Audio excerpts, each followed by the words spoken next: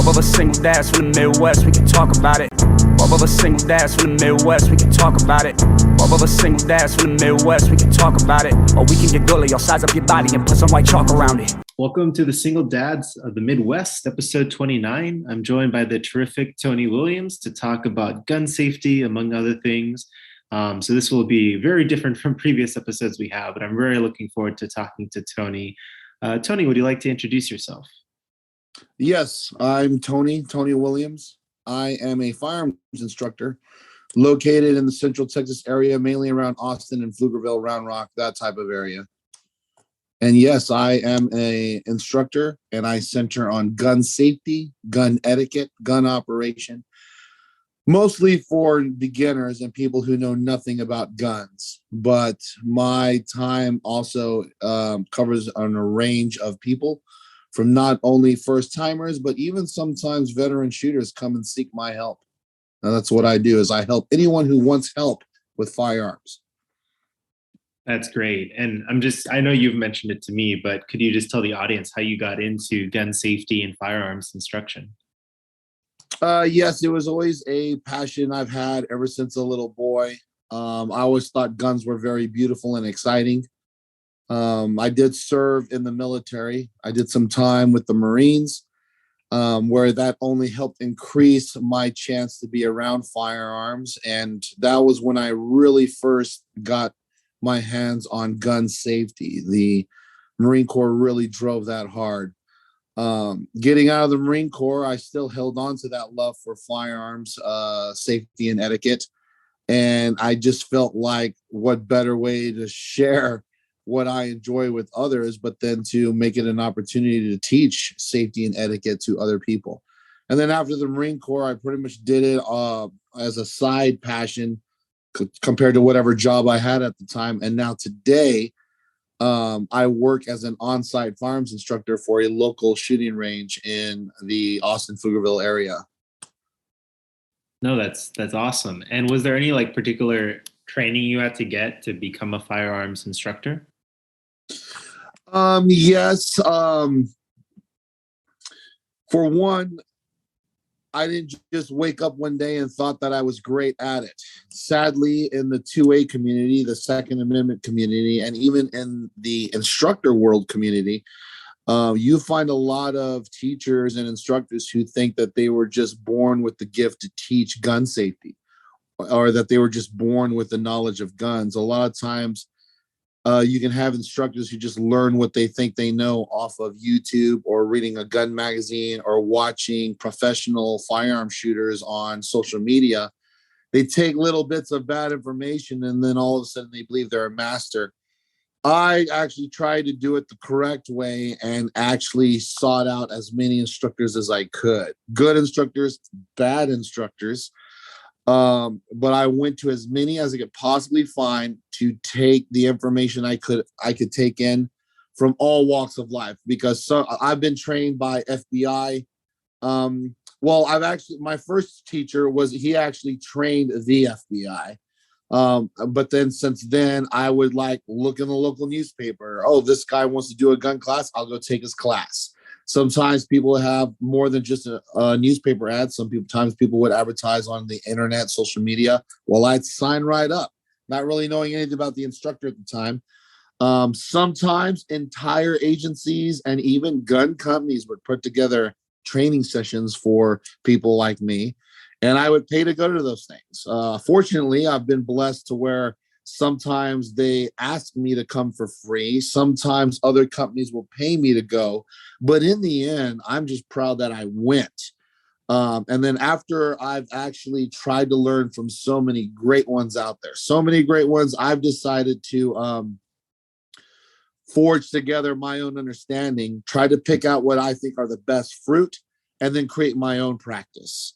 And I'm not saying that being a gun instructor is as stressful as being like a brain surgeon or something, but it is kind of related to the medical field in the parable that we take it as there can be malpractice. So there are instructors out there that are preaching bad habits, bad etiquette. And some of my students that I run into confess to me that they went and saw an instructor that told them to do something completely unsafe. Now, I would never be unprofessional and dime drop who are the bad instructors out there, but they can be out there, and I do my best to avoid by doing that. What causes that is that the instructor wakes up one day and thinks he's this genius of a firearms instructor, whereas I try to do the opposite. I try to stay humble. I try to just say, well, I don't have all the answers. I can't help everybody. But if I ever have a student where it looks like we're hitting a dead end, I still fight to see there's got to be a way that we can get around this. And by staying open-minded and staying humble, I've been able to really bring in an audience whenever I teach. But yeah, it just basically took me visiting several instructors to really try to put together, okay, where do I stand as far as how I want to do this? No, that makes sense. Like draw from all those around you, take the most useful parts, and always be humble. Like you said, there's always stuff to learn, new guns, new techniques. There's a lot of big egos in this Second Amendment community, and in the firearms training world, there's a lot of big egos. And what you were referencing earlier kind of leads to the next question. How do you make sure that beginners, well, I guess anyone, but especially people very new or maybe have never touched a gun before, how do you make sure that they stay safe? Right. Basically, it is, they have a need to want to put a gun in their hand.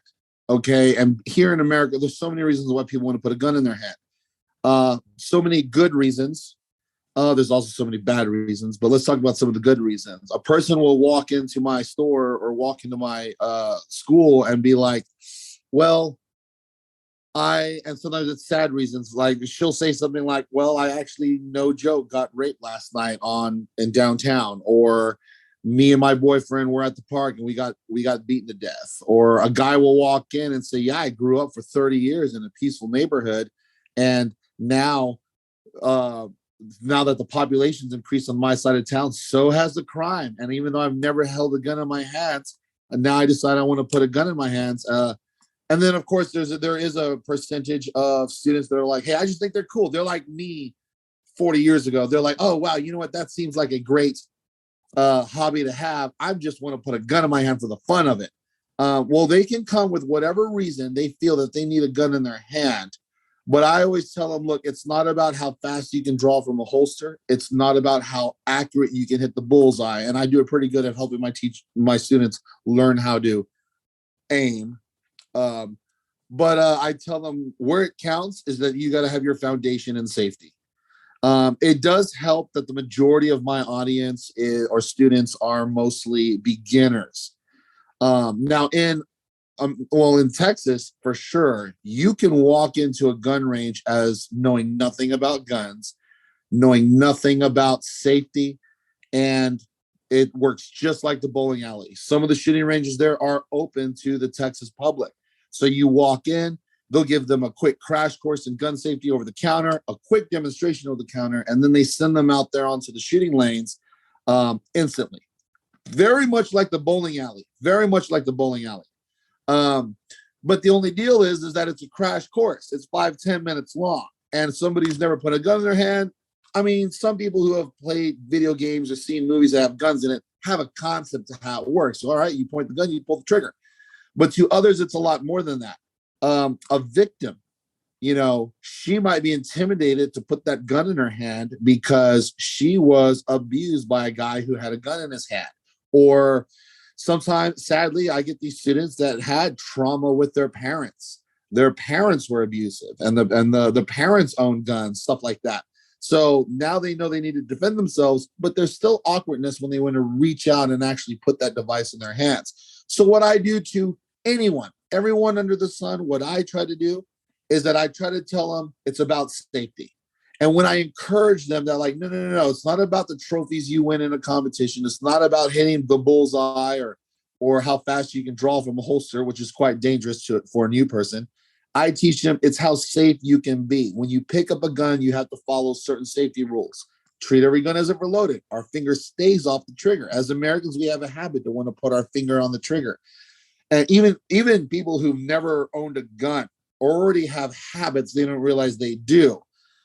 And so what I do is that I try to make sure, no. Your foundation is going to be in safety. If we put safety first and etiquette first and gun handling, that is what separates rookies from professionals. There are people out there, certified people, that have been shooting guns longer than you and I have been alive.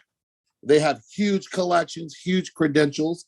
They use it as part of their job, and then they are honorable people. They wear a certification up on their office wall or up upon their uniform.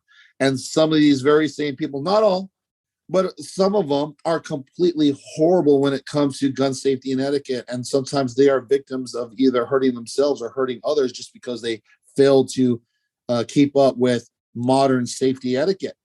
So what I always try to do, which really breaks the ice with a new person, is I try to make sure they understand, okay, we got to be safe with this first before we can start to play or before we can start defending ourselves with it. So yeah, I always feel like my best way to break through anyone and break any ice is to make sure they understand safety first. No, that makes sense. I mean, obviously, that should be, I feel like that should be intuitively, at least to me, like the number one priority whenever you would want to go to a range or learn how to shoot any sort of firearm. Nothing not. I mean, sometimes I'll do parties, bachelor parties, all the women of the bridal party want to get together, or all the men, the day before the wedding want to get together. I always make sure they show up. They come see me first thing in the morning, because that before they start drinking. Yeah. Alcohol and guns. That seems like a bad a lot of comment, times, sometimes people are nervous to shoot a gun because they're worried about something bad happening. Like they think they might accidentally do something wrong, or the gun's going to blow up or bite them in the face or something. A lot of times in my profession, what's the most scariest for instructors like me is that a new person with a gun could get so excited with it that they throw safety out the window. And that's another big fear of mine and instructors like me and range safety officers. A lot of times the student might be nervous that, I don't want to shoot myself in the arm or something from operating a gun. We're more worried about that they're going to pull the trigger, realize how much fun they're going to have, and then they just neglect safety, and then they're bouncing off the walls, like a kid that just discovered caffeine for the first time. Yeah. So there's a huge range of behaviors that must be faced. But like I said, we put the safety first. It kind of keeps everything calm and peaceful. No, that makes sense. And I guess we can get to a story that you actually mentioned earlier when we talked, but you mentioned tailoring approaches to different people. I imagine that the techniques you use for one person one day are probably going to be different from like another person who maybe has other needs. Do you want to talk about that a little bit, of taking like a unique approach to every individual? Yes. And that's kind of that's kind of like the bread and butter of what can really put you on the boards as far as a firearm instructor, is being able to approach different types of audiences. I wasn't always good at it. But I tried to constantly humble myself and tell myself that, I'm not the best. And I actually tried to learn from several other people.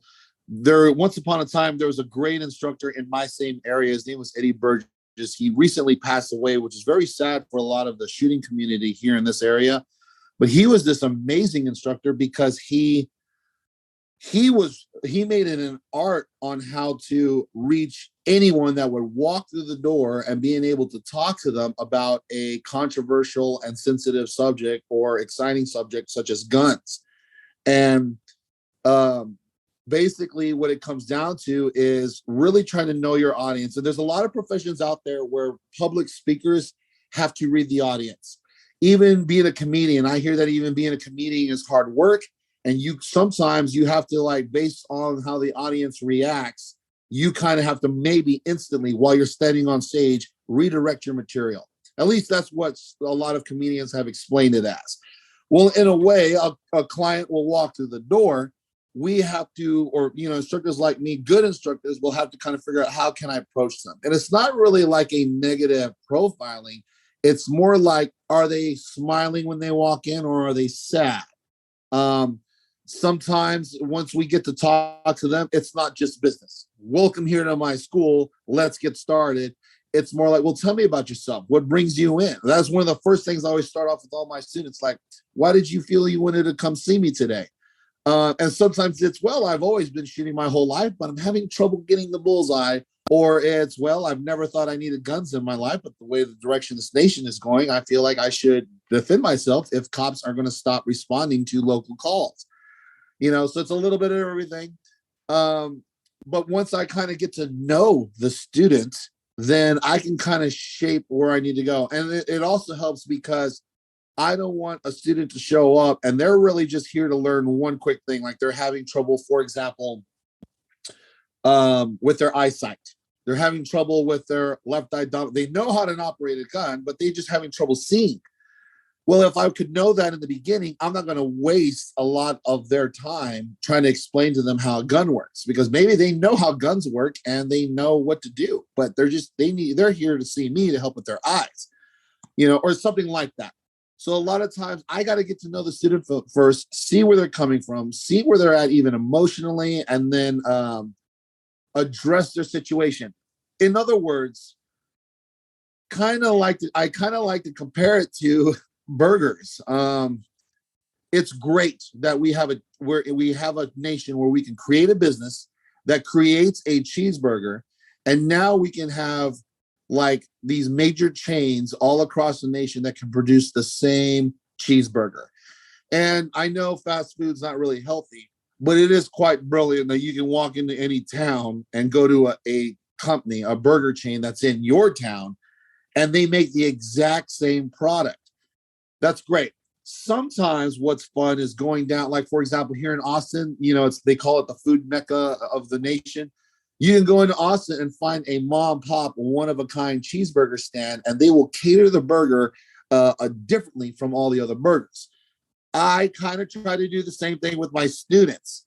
There's instructors out there that just do the same dog and pony show whenever anyone walks through their front door.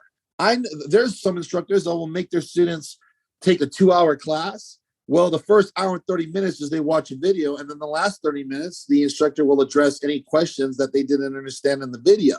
So he's basically producing the same type of cheeseburger lesson to anyone that comes and sees him. And there's nothing wrong with that. There's a lot of instructors out there that are very robotic and by the book. All right, step 1, you're going to sit down. Step 2, you're going to listen to this. Step 3, stand up. Step 4, pick up the gun. Step 5, aim. This is how you do it. Step 6, they do stuff like that. Some of them carry whistles and things like that. What I try to do is I try to Danny Glover it. Like I try to cater this wonderful burger that's just for them. And then usually I feel like the end product is much more solid. So while you might be interested in taking a class from somebody who just does the same lesson every time that you see them, every time you sign up, and some people like that, I feel like when it's over, they get a basic understanding. And then versus if you come and see me, the lesson's more detailed to what you are searching for. And then when you leave me, I feel like the end product has a lot more better quality. I don't know if I'm explaining it right. No, that makes a lot of sense. Like it makes sense that there's instructors that do like the same exact, almost like a script lesson. And then there's also like instructors like yourself that like, okay, this person wants to use guns for this reason and has this background. Maybe if they're a beginner, you go through all the steps, but if they already know guns, you focus on the particular area they're struggling with. That makes sense. Yeah. And that's exactly what I try to do. And then, sadly, the famous instructor around here that passed away, he taught like that. And then we became good friends, and he kind of passed that on to me. And that's where I learned I can't be that same robot when it comes to these people. I have to appreciate who walks through the door. I have to do this as if I care about them wholeheartedly, because some people are in this business. Some people are firearms instructors for the wrong reasons. They're just in it for the money, or they're trying to promote their own name, status, clothing line, you name it. And there's some great instructors out there that are making millions of dollars over their name. And I'm not knocking that. That's great. I'm proud of them. But there are some instructors out there that could care less about the student. They just want numbers. If I can get 20 people to sit down in my class, every other Saturday, if I pull out the calculator, that will give me X amount. They like that. So I try to avoid that. I try to make it a one-on-one thing, kind of like doctor patient. What's wrong? How can I help you? And then I will bend over backwards trying to make it work for that one student. Yeah. No, that makes sense. And a question Sheldon wanted me to ask is, what are or who have been some of the more unique or interesting stories that stand out? I know you mentioned someone we talked about actually teaching, a couple people that were blind, if I remember correctly. Yes. Yeah, that's right. That's a favorite, especially by the guys around in my office. I try to avoid bringing that up because I really don't want to sound like I'm tooting my own horn. Because a lot of times some people see that as major props to give me that it's not easy to have to teach a blind person how to shoot a pistol. But I did. Now, when the first blind person came into our establishment, there was more than one teacher there, and the owners of who I work for, they were, not to brag, but they kind of wanted to make sure that I helped this blind student, that it was me who helped that person, rather than some of the other instructors. I still believe to this day, any of our instructors would have been good enough to have helped that person. But they wanted to make sure that this person got taken care of correctly, that he wouldn't be shunned away because he was handicapped. And every now and then I will meet somebody, another instructor or somebody in the same business, who says that they would never have done it. They would have said, well, he's blind. He has to just accept the fact that he can't shoot a gun. But I admired how, when I talked to this guy about how he said he understood he was blind. He was one of those that just didn't want the handicap to hold him back. And he compared it to like how a person in a wheelchair can still drive a vehicle. And you see that all the time. So I admired that. And I was like, well, yeah, I'm on board. So I helped this first gentleman out, and it was mostly like a bucket list thing. He just wanted to do it for fun. He's lived in Texas his whole life. And when you come to Texas, even if you're a tourist, everybody wants to eat barbecue and shoot guns. Well, him living here in Texas this whole time, he has been like, well, I think it's time that I shot a gun. And because I say it like that, that his whole time in Texas, because I think he was blind his whole life. So he's done a lot. He has not been able to do a lot with guns, is what I was trying to say. So we came in, I helped him out with it. Now I have to be a little bit more descriptive, and he appreciated that, because even though somebody is blind, a lot of times people still talk to them and they don't realize that what it quote unquote looks like from their point of view, from the blind person's point of view.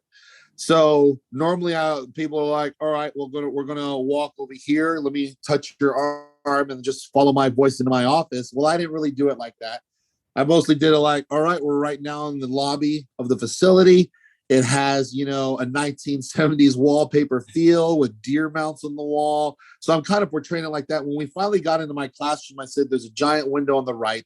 Because it's 10:30 in the morning, the sun is shining through the outside forest that's just right outside. So the leaves are making the light flicker in this classroom. Like, I would do things like that. And it blew his mind. He appreciated that because he could really get a feel for what was up against. I talked about what the room looked like, and then a lot of hands-on with a gun. I made sure a gun was unloaded, and he had one to play with. And then that was when it was a real challenge for me. Usually, my students can see the parts on the gun. So he can't see the parts. So I could have a student, I could point to something with my ballpoint pen and be like, all right, that part right there. And the student knows what I'm talking about. I can't do that with him. Mm-hmm.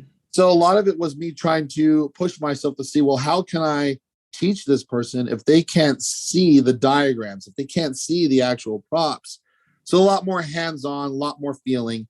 And then he did fine. We finally stepped out onto the range, and he listened to what I said. And this doesn't have to just be him. I mean, most of my students, I want to say about 99.9% of them, do a fantastic job because they listen to what I tell them to do.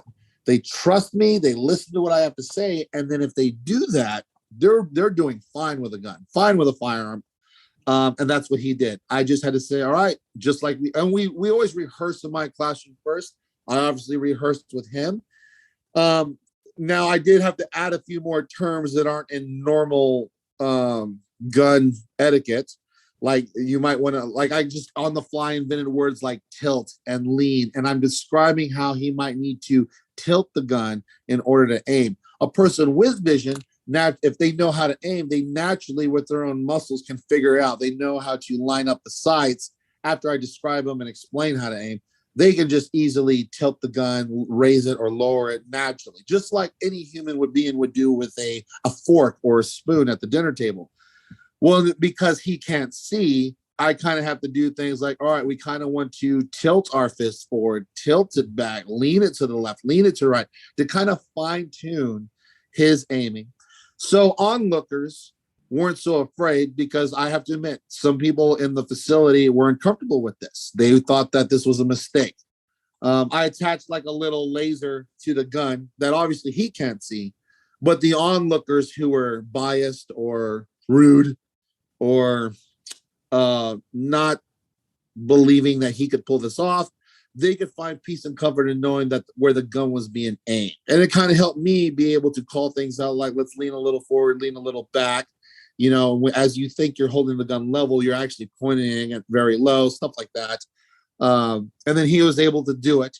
But that was more of a bucket list situation. The second individual was more of like a righteous pride. It was a married couple that both took the class together. The class was actually mainly for the gentleman who was completely blind. And he wanted to do it because he felt this sad, I don't know what you call it, but like he beat himself up when he didn't need to. He was a fine husband and he was doing a great job taking care of his wife. But I think because he couldn't see, he was worried that he wouldn't be able to defend his wife's honor if they were ever, attacked or home invaded or harassed with. So he wanted to take a gun class to kind of, and I actually had to piece all this mystery out later when it was over. But like he wanted to shoot. It was a rifle. So I did the same thing I did with the first gentleman. We went very in detail. We went out and then I explained to him how to shoot. I was very descriptive. He was really thankful that I took the time because, it's out there. There are some instructors who won't. They're like, no, we're not putting a loaded gun in his hands. And then usually they make that judgment call in the beginning. Whereas, like I explained earlier, I tried to get to know these individuals and why they even want to do it. I think both individuals never actually walked into the gun store, bought a gun, took it home, and is now optimistic they can operate it.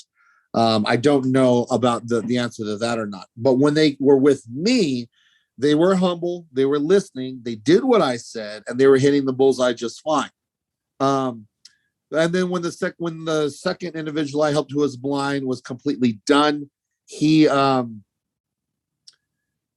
basically starting to cry tears of happiness because once he completed it and we all proved everyone that he could do it, he was kind of like politely rubbing it into his wife's face. Like he wasn't being rude to her, negative. I just can't think of the correct word you would use, but like he was trying to show her that he could take care of her. And to him, being able to prove that he could take on something as challenging as learning how to shoot a gun blind is one way that made him feel confident that he could reassure her that she would be safe. And then, I think the entire, he even said something, he gave a speech like that to her once it was over. And she, even with tears running down her face, hugging him, said, you don't have to ever do anything like that. I always love you and always believe that you are the protector of us and this and that. It was very heartfelt and very warm. Those were the two most exciting, extraordinary cases that I had because There was also, let's not forget, and I'm not trying to knock some of my coworkers or even my own supporters, but there's a lot of people out there that think, he's blind, we're not doing it, in the name of safety. I'm of course was over their shoulder the entire time. So if they try to do anything quick or fast, I would be able to step in and prevent them from hurting themselves. So I still took on the role as the quote unquote CNI dog during this whole thing. They really appreciated that. Now, those are used, the story about my blind students, it kind of, that's what all my guys like to talk about. What doesn't really get shared, or even I don't talk about with people, are the case by case ones. Yeah, those are exciting, but sometimes what's even more exciting is like people who use shooting as a way to triumph their own self-doubt.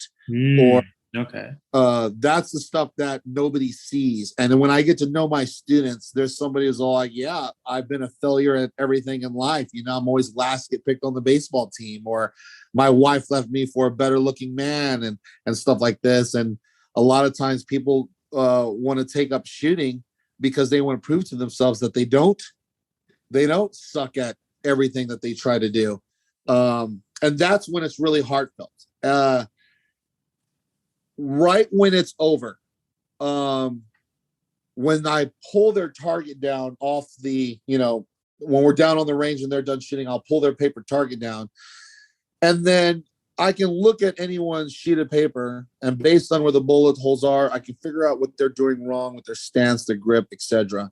But most of my students, if they listen to me well, they're usually grouping nice and perfect on the bullseye. So when I pull the paper down and I show them, look at this bullseye you gave me, the look in their eyes it's unforgettable. That is what makes the job worth it, because you see in their eyes, you're seeing their facial expression that they never thought they could ever hit the bullseye, or that they could ever operate a gun safely. And sometimes even they have tears coming down their face because they were like, never thought I could do something this challenging and be great at it. And then that happens, all the time. And those are just as important. That's what makes the job so exciting. And the confidence it gives people, for some reason they feel like they're in the dark in life. And then when they take on shooting in a healthy environment with a healthy instructor, then they feel so confident, and the confidence boost it gives them, or the peace it gives them, that is what's exciting to see and watch, from my point of view. No, that sounds incredible. And that does make a lot of sense. But kind of switching gears a little bit, this is another question that Sheldon had. And I guess it's kind of vague the way he phrased it, but I guess in your opinion, what makes a good gun? Like, I don't know in what way Sheldon meant by that, but I guess we'll throw it out as a vague question. Right on. Yeah, if you notice, a lot of times I don't like to mention names or business names during this podcast, only because I might not have the permission to. Yeah, and no worries. Yeah, if you don't know if I'm allowed to mention the names of guns, but I do. There's several ways that you can take on what makes a great gun, and it's so debatable. Everyone's got an opinion on what makes a great gun. You can walk into every gun store in the nation, and every clerk behind the counter will have a different opinion. I'm not going to name what I think is trash, but there are some phenomenal companies out there that some of us have probably heard of, like Glock, Smith & Wesson, H&K, Sig Sauer, phenomenal companies that are doing it. Springfield, they're making a great firearms out there, great firearms. But then when you walk into a gun store, the clerks might be biased towards any of these great companies. Mm-hmm. And then, of course, there are some companies out there that the majority of professionals will agree that are junk or trash or low quality. Some people say the best way to answer that question is to use the price range. A lot of times I've heard others say, well, if the price tag falls like below $300, the quality starts to fly out the window. However, one of the best companies out there is Ruger. They have a few guns that do fall quite low in price, but I wouldn't think that it's horrible or trash. So that's why it's hard for me to even adopt that concept. But a lot of people do think that, well, if you look at the price tag and it falls below $300 or $200, it's usually trash, you know, and invest in it. And I can see why it would be wise to say that, well, it's an investment to protect yourself, protect your family, to protect your home. And a lot of people buy guns for those reasons. Those are great reasons. So a lot of times they say, well, why would you spend, you know, $200 on this to protect your family, you know, while you have you probably go out and eat dinner and spend a lot more money on food, where if a gun is going to be a lifelong investment, why not put a little more money into it? And then I of course feel that you can get something very reliable for $500, $600 range. But yeah, people will still try to penny pinch, and then they think they got a great deal if they walk out of the store with a gun that was just barely over $100. And there's guns out there on the shelf that are that cheap. I just get concerned with quality control and the parts of that gun, because guns are just like any type of machinery. There are some vehicles out there that fall apart moments after you leave the lot, brand new. They start to go out after a few months. And then there are cars out there, car companies, you can invest in a vehicle that just runs forever. Even if you deliberately neglect it, it keeps on running. Well, same thing with guns. There are guns out there just like that. So I think what we should be looking at is that it's nice that we are blessed, we as in America, we are blessed to have a gun store that has a huge range of options. You know, sadly, some states in the nation have a restricted list on what's allowed in. Some countries on the planet don't even want guns on their soil. But more of the conservative states and most of the nation, you'll find gun stores with a huge selection of brands to choose from. Why this is helpful is because the person who's interested in purchasing the gun, they can actually shop around. They don't have to have the same gun everybody else has, because in the end, it's going to boil down to, do they like the gun? Can they operate the gun safely?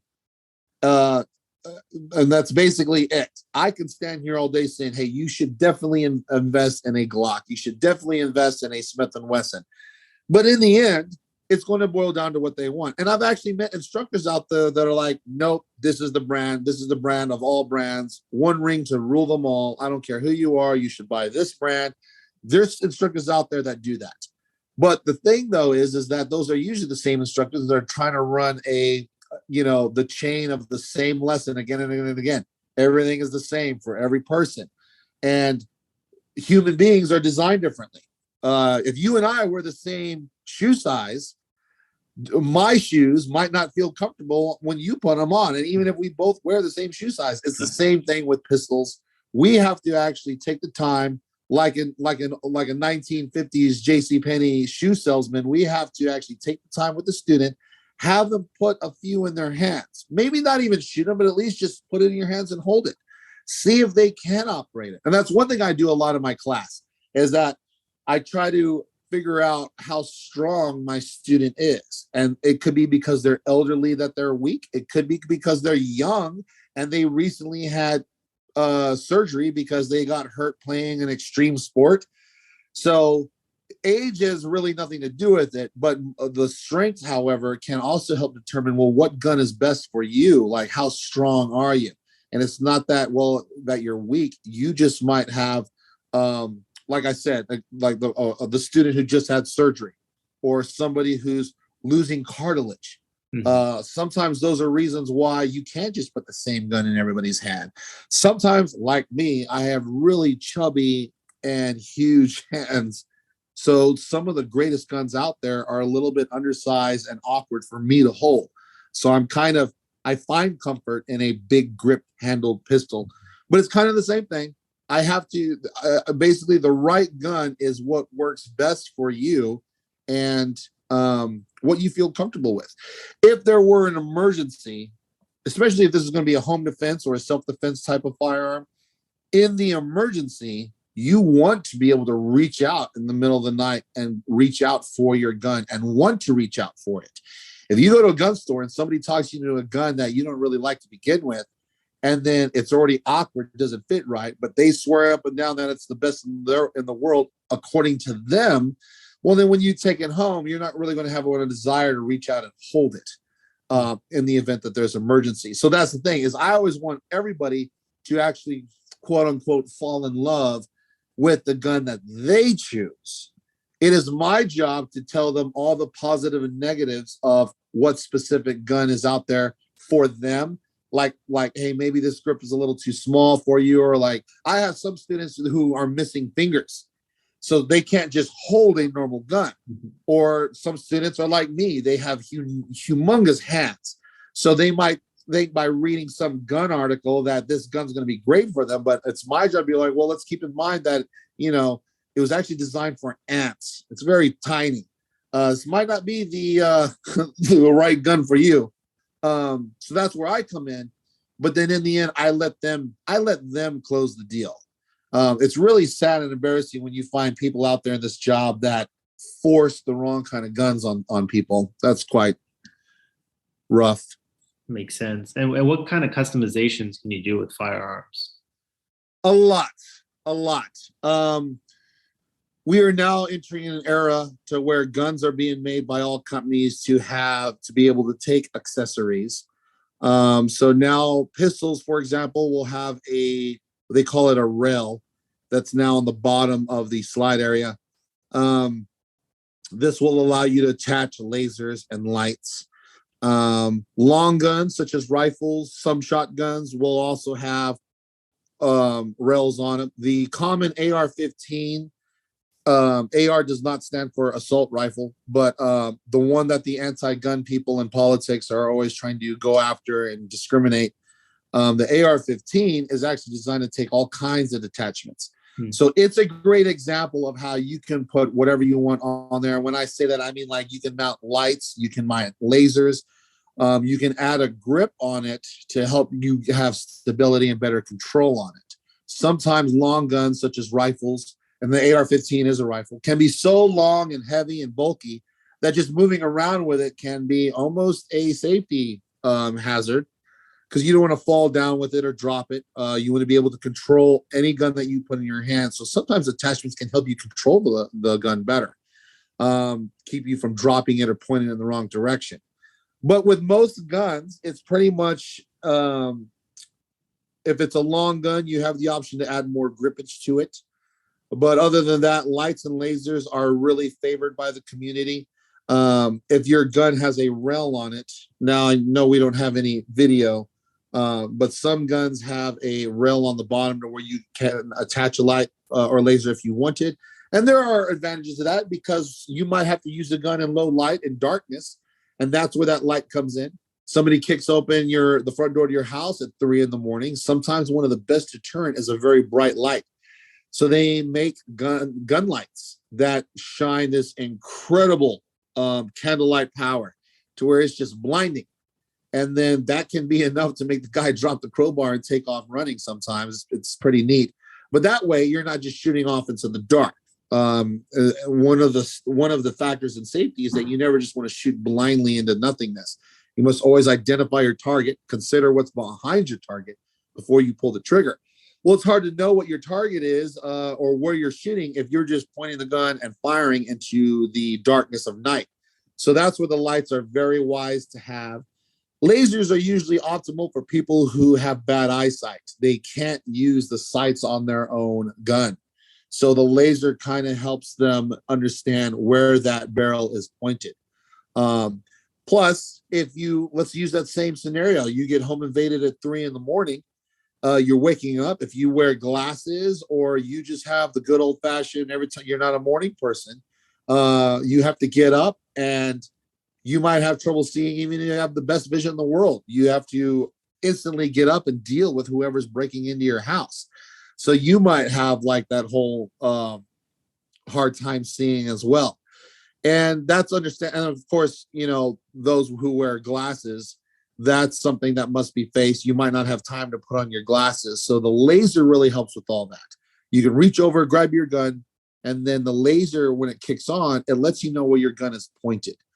So it can help if you're groggy and you're trying to come together from being startled or woken up too instantly, you can instantly know where your gun is pointed in a safe direction. And then if you had to point it at a threat, you would be confident on where it's going because of the laser. As far as intimidating the threat that shows up, usually the light does a better advantage on that.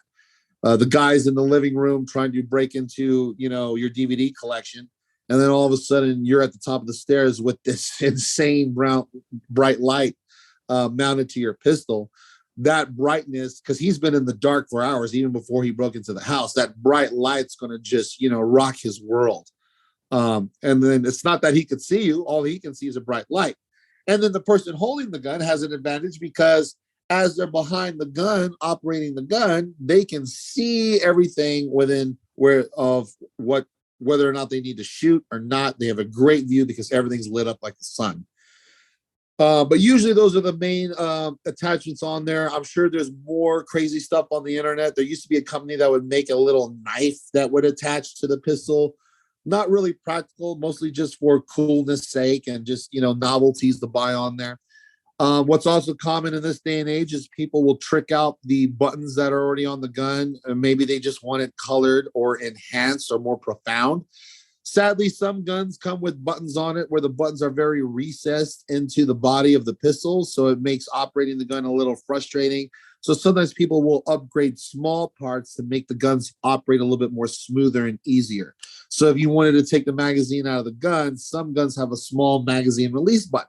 Well, you can go online and maybe order a little bigger one. That way you can help hit it better. Me, like going back to my fat, stubby hands, I have really short thumbs. And because my thumbs are short, it's hard for me to hit the magazine release button on certain model pistols. So sometimes I have gone on the internet and been able to replace certain parts and make them more enhanced and easier for me to hit, things like that. So there's all kinds of fun stuff like that. It helps if the gun is popular.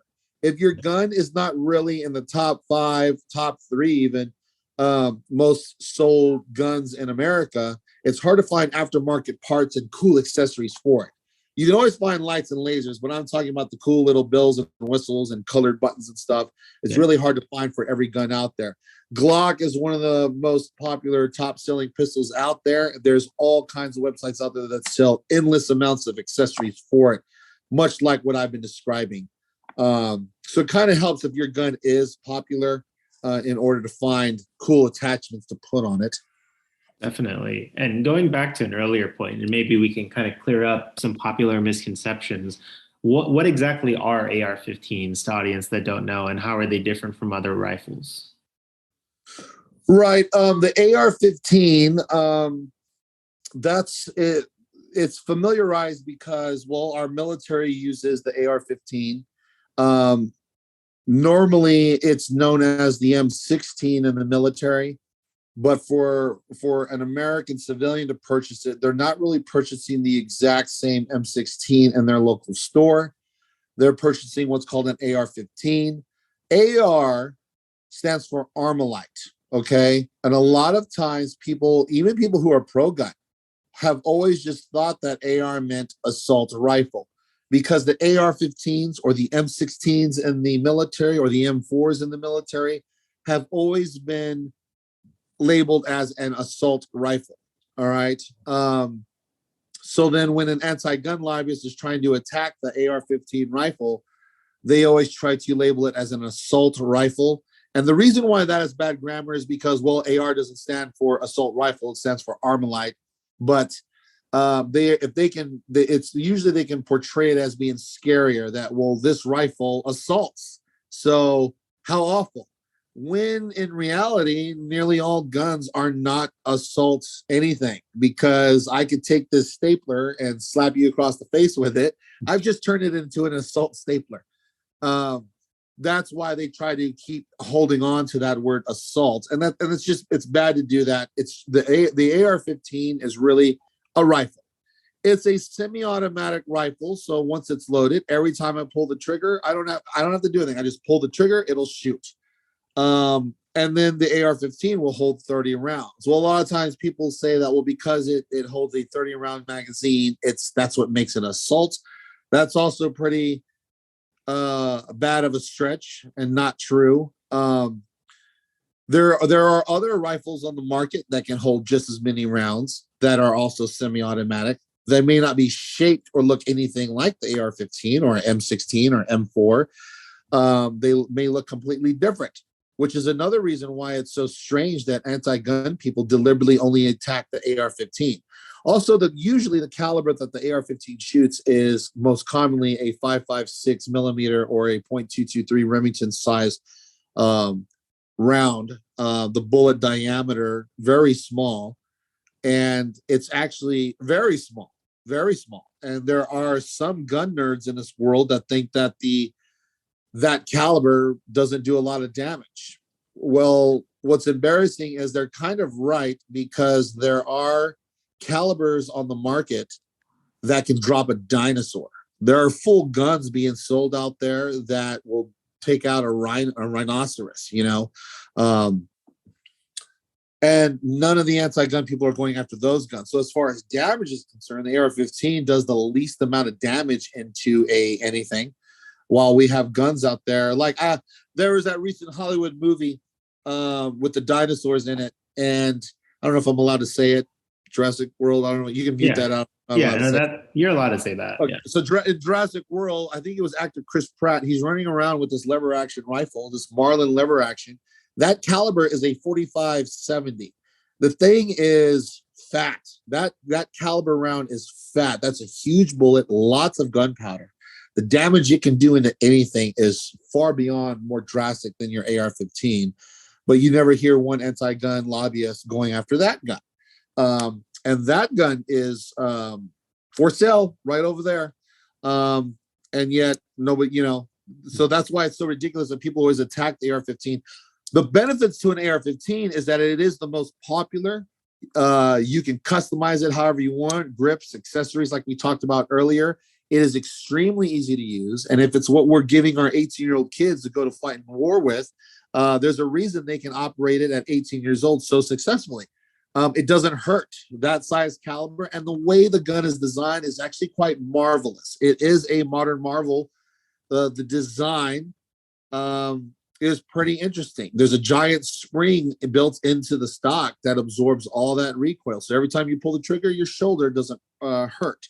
Most AR-15 sound loud, very loud, but it really doesn't hurt at all. So you can shoot it all day long and not feel anything. You'll see some anti-gun people get so dramatic and pretend like it's the end of the world when they hear an AR-15 go off. But no, teenagers can shoot it no problem and not suffer any consequences in their shoulder or anything.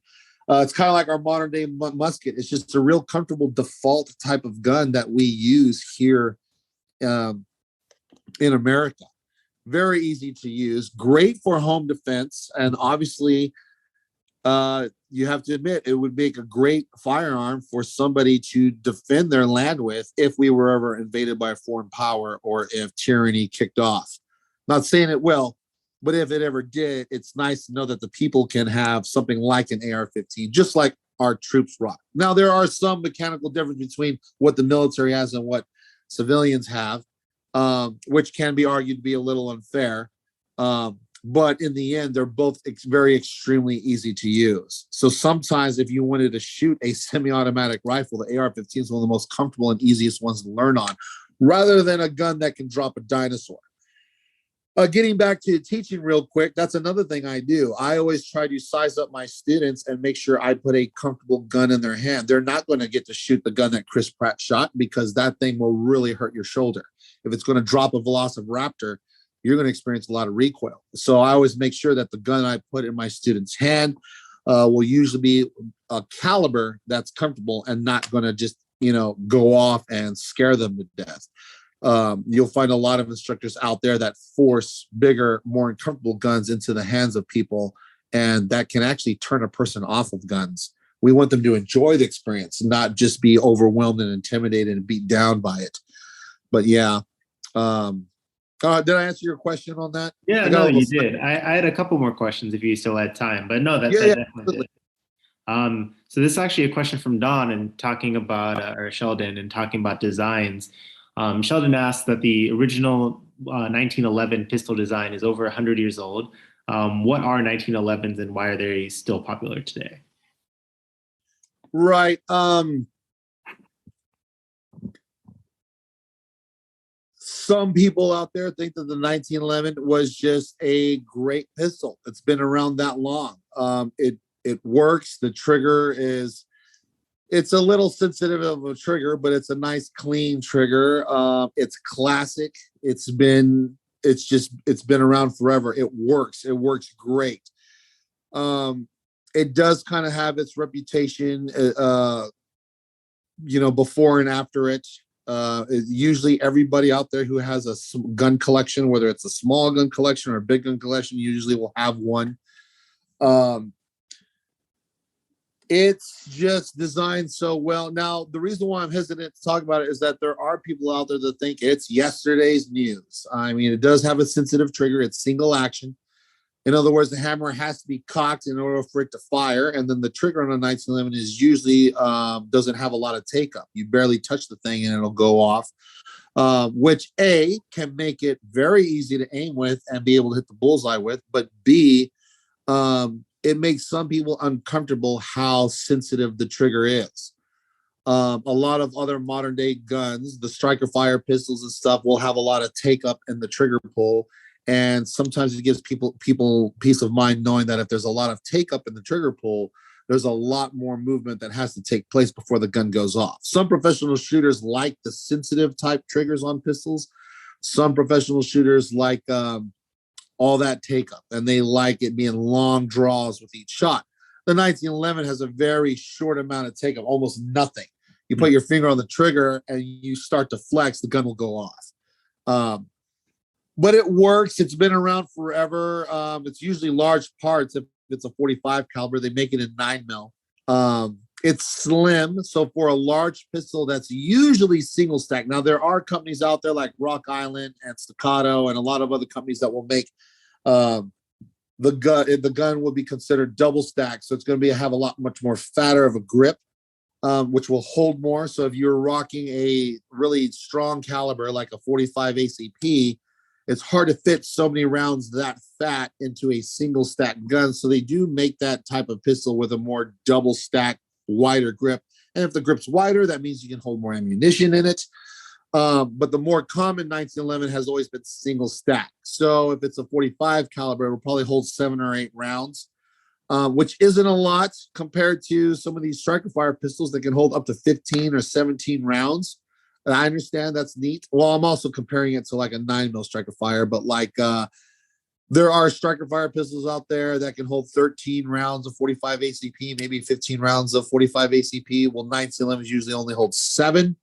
So there is a drop in quantity when it comes to ammunition, but usually it is the sidearm that you would pull out when all your other equipment either runs out or fails. At least you got one last pistol.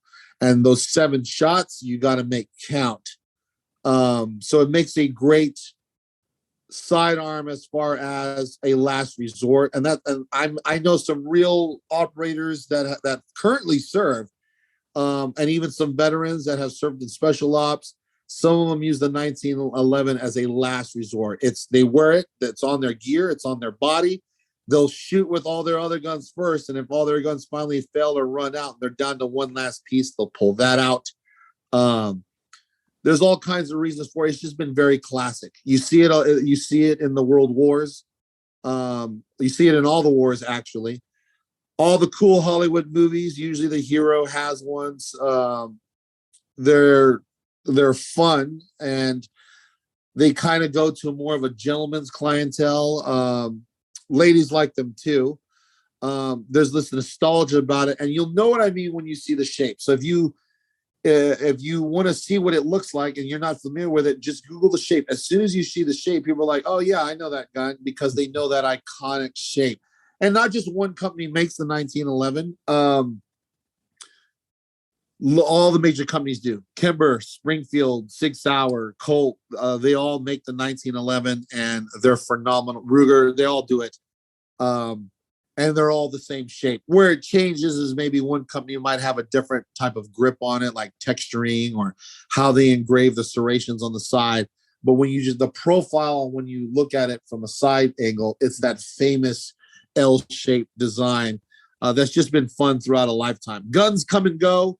Companies are always trying to invent new guns. There's still people out there inventing guns. Being a gunsmith's a pain in the rear because you have to not only know every gun that has ever been made, but you also have to learn all the new crap that these modern day people are inventing, the way that 3D printing machines are being more available, or CNC machines are being more readily available for the common public to buy and put in their garage.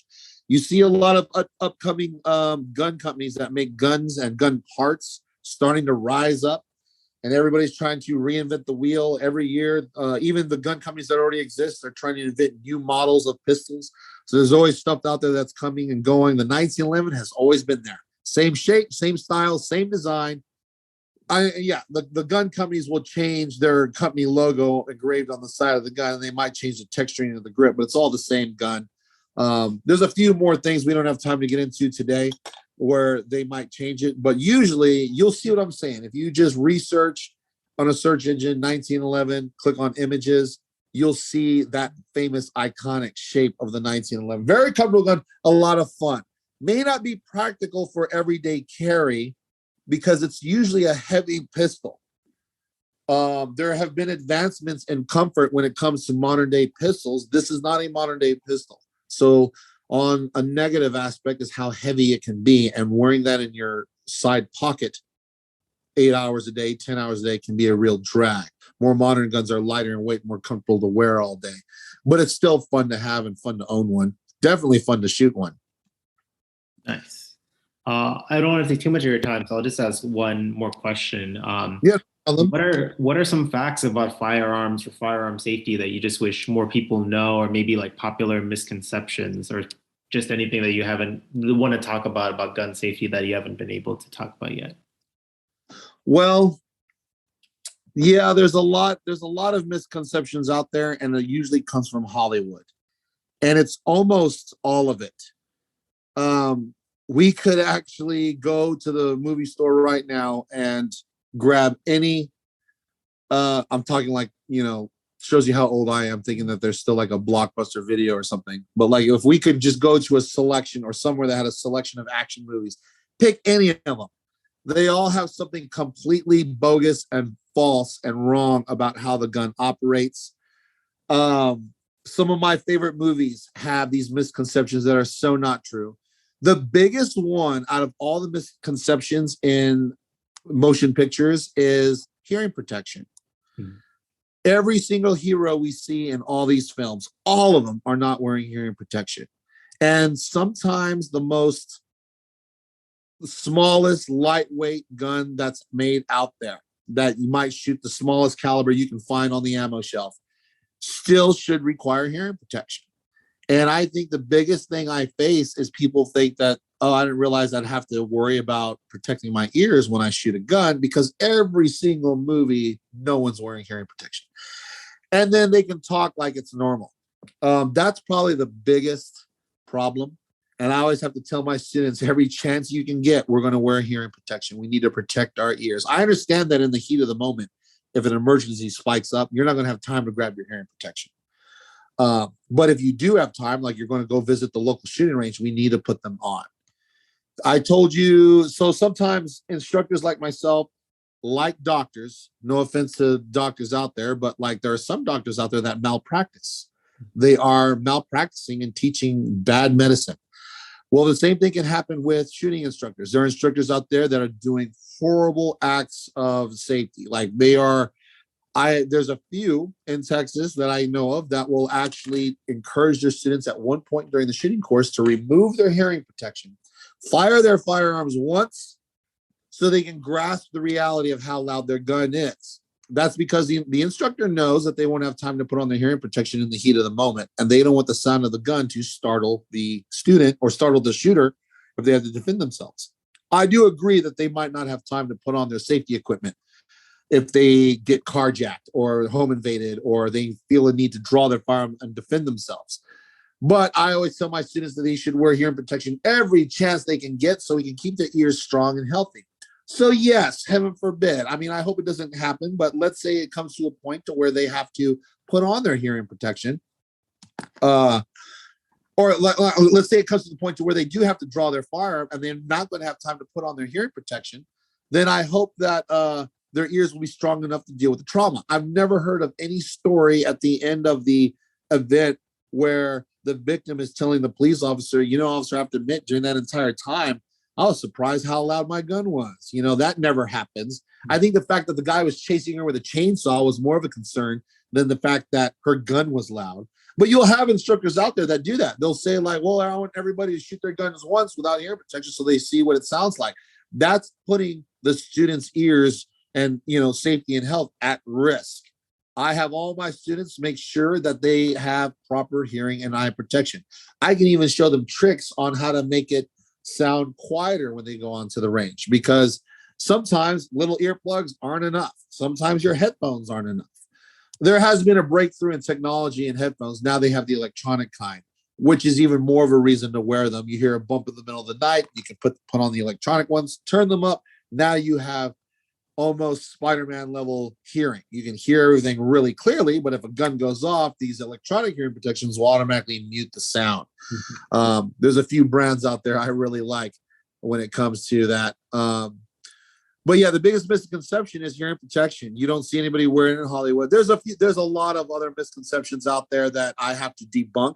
Sometimes that's one of the blessings of taking a class with me, is that students will learn all of the lies out there, and I debunk a lot of filth, and it could be anything. A lot of like the suppressors that can mount on guns. Some people call them silencers. In Texas, you can legally buy them and attach them to the gun. Well, some people, Hollywood makes suppressors seem like they are ghost quiet. And in real life, they're still quite loud. The technology is advancing, and we might eventually get it down that quiet. And some people have figured out how. But even some of the most silenced and suppressed in noise, suppressed in sound guns out there, with some of the most state-of-the-art suppressors, still, I would kind of think that you should wear hearing protection because it's still quite noisy, like operating something really loud and obnoxious on a construction site. Just best if you just head on your hearing protection. All kinds of things like that. People don't realize how much effort needs to go into aiming.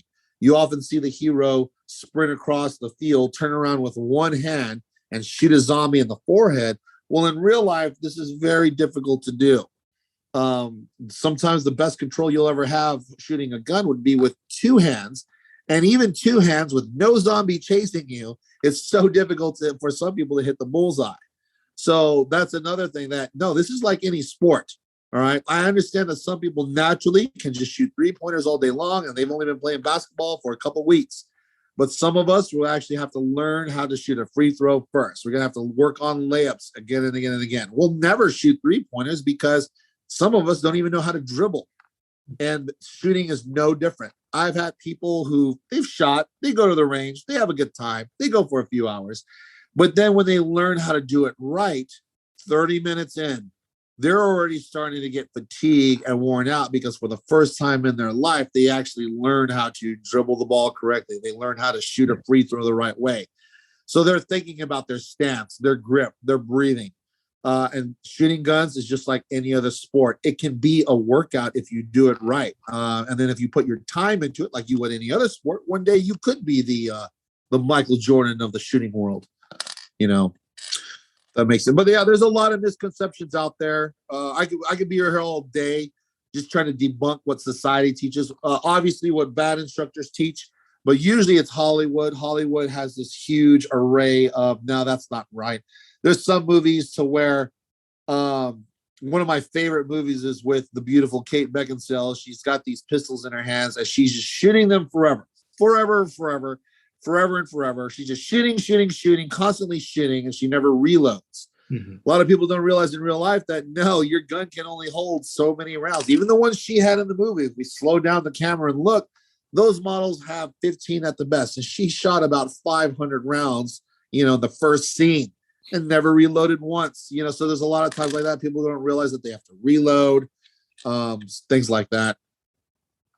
But yeah, I try to make an effort to, from ground up, teach them Correct. Safety and etiquette, and also operation, making sure they understand reality with physics and what's happening, where when they load it up, what they need to do. And it's not as easy as, Tom Cruise makes it look. It's going to be quite challenging. No, that makes sense. Any other things you'd like to just say before we end today? Yeah, there's a few things I want to say. I think that there are people out there that just don't like guns, which is fine. I just hope it doesn't come from a negative political view from somebody who didn't allow them to think for themselves. I really think that there is a glorious, beautiful lifestyle in the Second Amendment community. Guns are often discriminated as taking lives, but nobody takes into account. Nobody bothers with any statistics or takes into account all the lives that they do save, the confidence they build. And one thing in society, we have a lot of people who discriminate one another, or there's a lot of prejudice on, what political party you're affiliated with, social class. He's rich, she's poor, or whoever. I don't like that group of people. I don't like this group of people. One thing that I definitely see so obvious in the Second Amendment gun community is how guns can actually bring together people of all races, ages, sexes, colors, you name it. Guns I've seen bring so many people of different classes together to where you can have like, a thug from the streets who doesn't make a lot of money and this rich, wealthy doctor, who drives a fancy car. They can visit the local range and they can bond together over agreeing how great a certain gun is. I see it happen all the time. I see it bring families together. Very recently, the parent is like tried everything to reconnect with the children. The children are all grown up now. They kind of have that rebellious attitude that, that they pick up in their teens. Now that they're a young adult and the parents know that death is around the corner, they want one last hurrah with the kid. And it's sad that everything else is failed. Like they can't necessarily take their grown-up child back to to go play mini golf or anything like that. So sometimes guns is like a last stop that works, that will bring families together. So like I see guns bringing people together, bringing families together, give confidence to those who have none. And it can also be just a fun hobby, something great to do on a Friday night, Saturday night, date night. People go out on dates all the time, Guys, who are retired are looking for something to do. They can form up a group and then meet every Monday and Tuesday morning at the local range and go shoot. As long as we can keep the egos at the door, not come in with any egos or biasness or just trying to be cocky with how alpha we can be or machismo we can be. I think that it's a community that can really bring all kinds of people together. So I just hope that if there's people out there that think guns are all about negativity and are all bad and violent, it's so not the case. We can protect ourselves, protect each other, not worry about some tyrannical government sweeping in and like taking away our freedoms. Guns can also make sure that we always remain free, have a good time with one another. I think that's pretty much all I want to say is just if there's somebody out there that hates guns, try to be open-minded and give it a chance. Definitely try to find a gun instructor.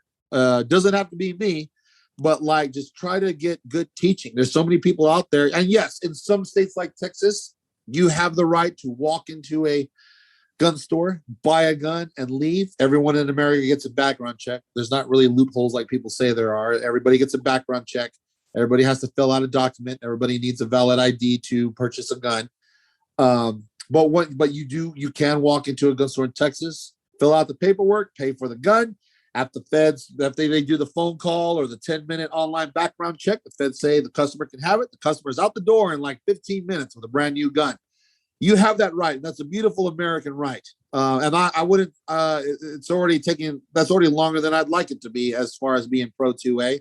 But I do think that everybody should at least take time to get proper training, because just because we can own it, we still need to learn how to use it. And that's what people need to not neglect. We need to put safety first. safety, etiquette, and operation first. That way, no accidents or, bad things will happen. And then, so that's all I want to say.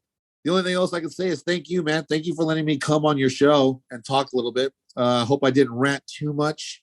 No, this was great. And if there's a link to the range where you instruct at, I'm happy to add that as part of the description for this.